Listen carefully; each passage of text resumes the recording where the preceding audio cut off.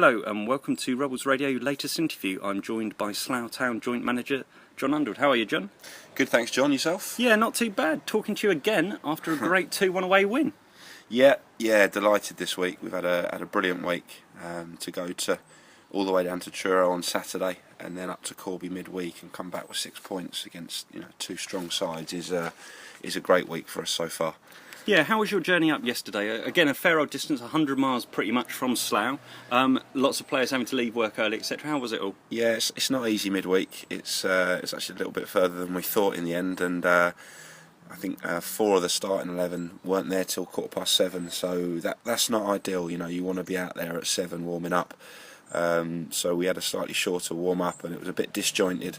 And you do worry how that's going to affect your start, but full credit to the lads. They hit the ground running from the first whistle, and you'd never have known that some of them have done a day's work and been sat in a car for 2.5 hours. Yeah, one change from the team that took to the pitch at Truro. Clergy coming back, obviously, and George Short after his head injury unavailable. Was there any other thoughts? Obviously, Darryl was still out. Ed came back, but only on the bench. Yeah, I mean it was a fairly straightforward one. Obviously, we've got Luke Knight as well, but we're being a bit cautious with him, easing him back in gently. So Clergy obviously being available was a straightforward choice to come in there with Searsy. So Darryl wasn't right with his hamstring. Ed travelled up. To be honest, we were only going to use him in an absolute emergency, and we didn't need to in the end, which was good. What did you make of the setup at Corby? It's a nice little ground there, a nice pitch. Yeah, it's nice. Yeah, it's a lovely setup. Obviously, a pretty new ground, and it was only 2 years ago they were in the Conference North, so they're a big club at this level, and always a game we were looking forward to. We always knew it was going to be a tough game. Yeah, and it started off hectic. It was quite tough from the start. What did you make of the first 15-20 minutes? I thought we started well. I was quite pleased. As I said, we were a bit worried about how we would start, but I think we were really positive. We looked solid defensively, and Johnny and Hatchett up front kind of carried on where they'd left off. Giving centre halves a nightmare, and when they do that, we always look dangerous. And so we're very pleased with the start. And a few chances for either team, and then along a great free kick from Dobbo. Yeah, it was brilliant. I think most people would have seen it on the. There's the clip on Twitter that's been on the Vine that's been going around, and it's fantastic strike from him. I think everything he's hitting is going in at the minute. He's in great form. Yeah, great a few minutes confidence. before he just had that shot that just whizzed past the outside of the post, hadn't he? Yeah, and he's got 6 goals already this season, which for a left winger is superb. And as I say, he's having a great season, and there's no one going to get him off free kicks at the moment the way he's hitting them. And you were happy with how the team were playing up until that point? Yeah, very happy. And we were happy with the whole first half up until about the 40th minute or so. Yeah, a little bit disappointed to concede just before half time. Yeah, set piece. Always disappointing when you concede from a set piece, and even more so we thought it was a corner we didn't need to give away, a bit of a lack of communication. We gave away a corner. The big lad Malone, who we knew was a threat, won the first header, and we didn't react to the second ball. So managers hate conceding from set pieces. So it changed the team talk a little bit. We were disappointed that we feel in the last few games we've given away a cheap goal in each of them. As it's turned out, it hasn't actually mattered, and I'd take a 2-1 win for every game the rest of this season. But we do need to start being a little bit more solid. I say that for the majority of the game we defended very, very well, but we just seem to be, offering up the odd chance that's getting taken at the moment. Would you have said 1-0 to you would have reflected the first half? Do you think you were in the ascendancy for most of the first half? I think we shaded it. I think anyone could have begrudged us a 1-0 half-time lead, and we had to just say to them, you've got to go and do the same things again and go and win the second half. And what did you make of the start of the second half? It was a lot more even the second half. I thought they had spells where they caused us some real problems, and we had to really defend well to keep them out. And we saved one off the line, and Jake made a couple of saves, and quite a few crosses into the box. And I thought mainly we restricted them to shots from outside the box, which most of them weren't on target. So, but we did have to withstand a bit of pressure. But I always thought we looked dangerous going the other way. Yeah. But as the game went on, it was one goal was going to win it for either side, and just thankful it was us. Yeah, the injury to Parsons when his brother Ryan did an amazing clearance off the line kind of just broke up play for a little bit, and after that point it seemed that Slough kind of came back into it a little bit, came back and had a good few chances, 3 in a few minutes, the last of which Harris managed to put away. Yeah, sometimes a little break in play when they're having a good spell helps you, and I think you're right, it did last night, and Nighty came on for Jake. And yeah, we had a couple of chances, and then a great little move. I mean, a little back heel from Johnny that came off, and Nighty slipped Hatchet in, and it was a real calm finish. You know, yeah, he's showing great confidence at the moment. Yeah, he is. I think this is the best I've seen Hatchet play. We've had him for sort of 3 years or so now, and this is the best he's been in my opinion. He's just playing with confidence. He's such a strong lad. He chases lost causes. He holds the ball up, and he's scoring goals. And him and Johnny they like playing together, and you can see that. And Johnny's playing very well as well, and it's a really good partnership. So yeah, great goal.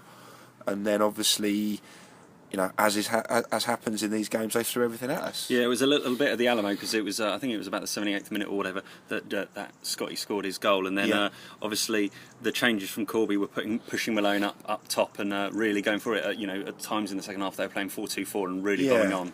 Yeah, and we didn't really want to change anything because we were quite happy with how we'd been playing. But then when they pushed Malone up top, who's very, very big lad, attacks the ball very well. We just knew he was going to cause some panic, so we made the call to throw on Tom Moran for Scott Harris. Just left Johnny up front on his own, and we just dropped Tom in, sort of in and around the centre half, just to say, you know, just pick up whoever needs to be picked up and defend and do the ugly things. And he did. He came on and did well. And we had to withstand some pressure, but I thought we stood up to it really well. Yeah, and it must be particularly pleasing. There's a few games, Biggleswade, Hereford, where you've conceded late goals when you've been ahead.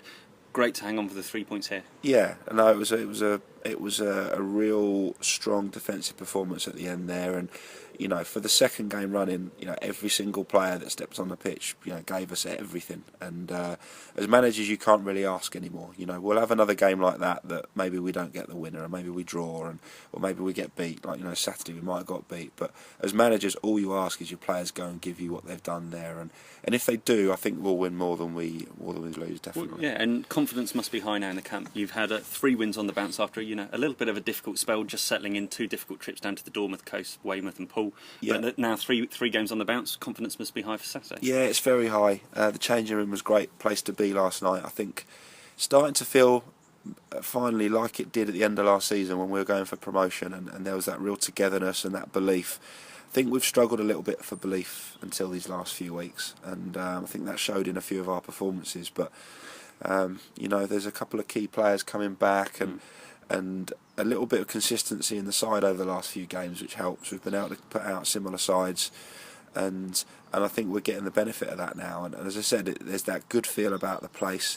It's not no one's complacent, but everyone knows that, you know, we can win games, and everyone believes in each other, and yeah, we need to take that into Saturday. Yeah, what are you going to do to ensure that momentum carries on? It might be easy to people to look at Arlesey at the bottom of the table and say, oh, hang on, that's 3 points all day long.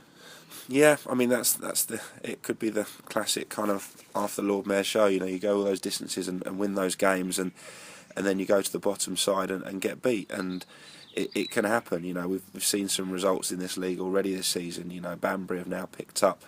You know, Arlesey only last week they were beating St Neots with 15 minutes to go, and any team that's beaten St Neots over 75 minutes can't be a poor side, because St Neots are very strong. So, you know, they'll be up for it. They need to get away from the bottom, and I know their manager was there watching us last night, so they'll be aware of what we're about. And it won't be an easy game. It's an easy thing to say, but it won't be an easy game, and we'll have to go and work just as hard. In terms of the squad, obviously Jake Parsons was taken off injured, and George Short was unavailable through injury. Do we have any news at this stage Thursday evening of what state we're at? I think Jake and Darryl are going to see Kev tonight. Hoping that both will be okay for Saturday. I don't think Jake's was too serious. I mean, he wanted to stay on, but we just felt it was the right thing to do to change it. He was hobbling a bit, and we just thought it was the right thing to do. Hoping that they'll both be fit. I think we'll get a preview out tomorrow, an article which will probably confirm on those two once we know later tonight. So fingers crossed they'll both be with us. And what about George Shaw with the gash on his head? I mean, for many people, head injuries, you see people patched up and playing in the Premiership, but I understand that this is one that it could easily, if it got contact, could burst again, and it'd be another few weeks. They couldn't stitch it, they had to glue it, so he's been told he can't even get it wet for a week, which takes him up to this weekend. And they've said 3 weeks in total, so he wants to come back sooner than that, but Saturday will be too soon, and we'll just have to see how he goes. It's right in the middle of his head, and you can't take chances with things like that, so we'll have to be a bit careful with him. But other than that, we should be strong again. Similar squad. Eddie, as we've reported, is going out on loan. He's going to Cove, who are top of the combined counties. He's training with them tonight. He'll play for them Saturday. Very much like the Scott Harris situation, we need to get him out, get a run of games, probably 4 or 5 games, and get him to where he needs to be before we can consider him. So that's the plan there. Having said that, I don't think they've got a game Tuesday, so we may well be able to include him in the Bucks and Bucks Cup at Hungerford. Yeah, because that's the nice thing. Over the next couple of weeks, you've got the Reading Shaw Cup and the Bucks and Bucks Cup, as you talk about. It's going to give you an opportunity to perhaps put some of those players who haven't necessarily been getting a start and who are on their way back from injury to some minutes in their belts. Yeah, to be fair, there's not too many. We haven't got a massive squad, but certainly people like Adam Cornell, who's been very patient on the bench, and Darryl will look to play. Luke Knight, as we've had this penciled in for a week or two now, that Knighty will come in against Hungerford. And others that are still needing people like Searsy who'll need to keep going and getting games. Tom Moran will play. Obviously, he's been sat on the bench the last couple, so we'll try and give a couple of players some rest in those games. Make sure that the priority is very much the league. Well, brilliant. We look forward to hopefully another 3 points Saturday away again before coming home to Redditch in a week and a bit's time. Let's hope so, yeah. Hopefully we'll see some Rebels up there, but thank you very much for your time as ever, Unders, okay. And we'll catch up with you soon. Cheers, John. Thanks.